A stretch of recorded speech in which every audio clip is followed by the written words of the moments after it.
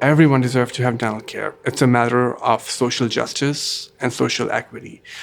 Health is not a privilege. It's a right that every human being should have. Dentistry is not accessible across the board, finances being a biggest challenge, but at the same time, certain marginalized groups, for example, people with housing crisis, people with addiction, LGBT, and other minority groups face more challenges. These challenges can not only manifest as oral diseases, but can also be linked with disparities with overall health. I started Community Service Learning Lab in 2020, and the main goal of my lab is to provide person-centered care and to reach out to the communities who can't advocate them for themselves to access basic oral health care. But when we're talking about person-centered care, we're talking about a person overall.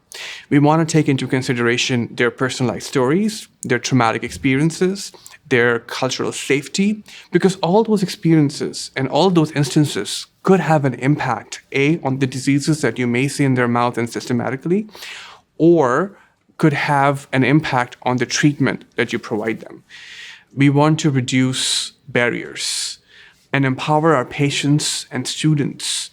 We have several experiential learning placements for our third and fourth year learners, and they get to experience that what are the challenges that these folks experiences. After they provide screenings, these folks are brought back to Schulich Dental Clinics, where they're given dental care.